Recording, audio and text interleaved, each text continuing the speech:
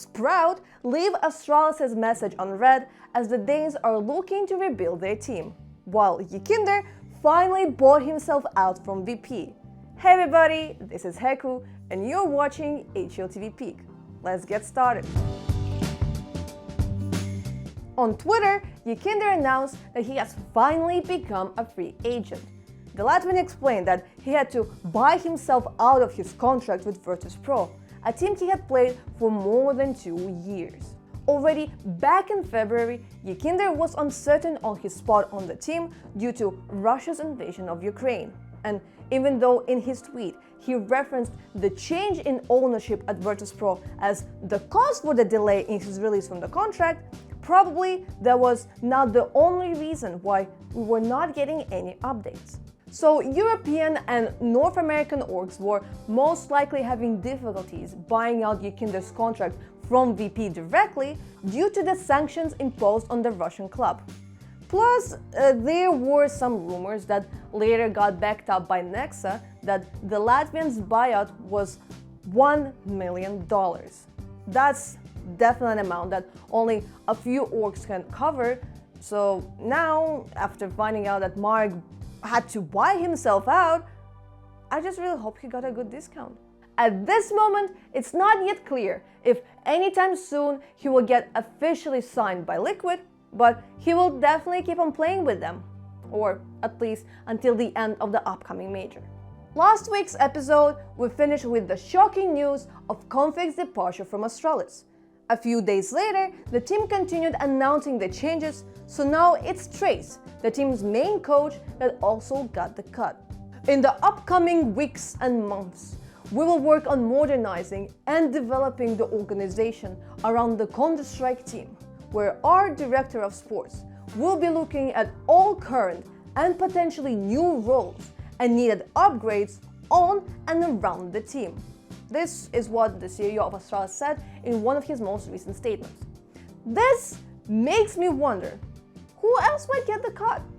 Glaive and Zipnix relatively recently renewed their contracts, and the team must be satisfied with Blema's performance.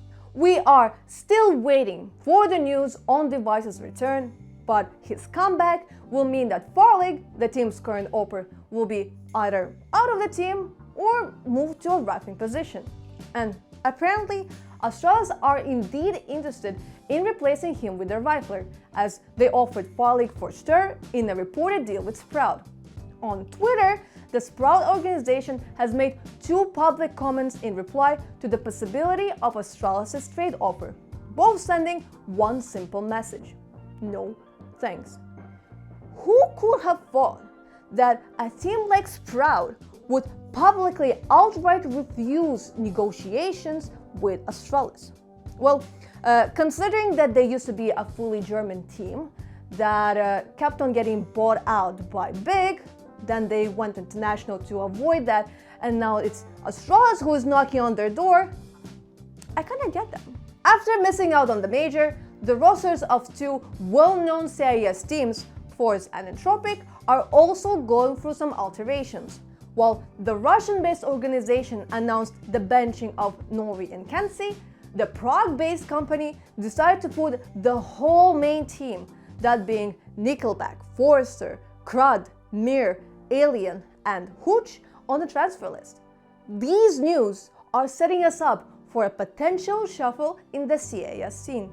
This week, we did not have any big events, but the 2 that were running gave us a fresh update on how the teams are adjusting to the recent post-player break changes. At Challenger in Rotterdam, after Movistar Riders won in a best-of-1 versus Eternal Fire, we had a moment of hope that maybe the good old Spaniards are back in full strength, but unfortunately that was the only map that they managed to pick up during the event. On the other hand, their ex-teammate Sampires, together with Ants, managed to not only top the group but also reach the grand finals.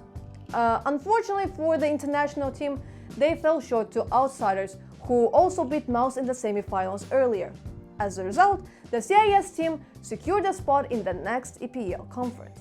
Meanwhile, in the opposite part of Europe, at the FiReLEAGUE LAN, we witnessed the clash between 6 South American, 1 Danish and 1 CIS team. For the tournament, we got to see Pain's revenge against Imperial, a team that ended their run for a major spot, and the unstoppable Spirit, who on their way to the grand finals closed all of their series with 2-0s. Despite suffering a loss on Dust 2 in the grand final versus Pain, Spirit brought it back with wins on Nuke and Vertigo, which resulted in them taking home the trophy and $100,000. While this week was pretty tame, we are expecting to hear some big roster changes pretty soon, and we're hoping to see some crazy, unexpected results from Blast Showdown. Until then, play CS, read HLTV.org, and read Peek in the Week.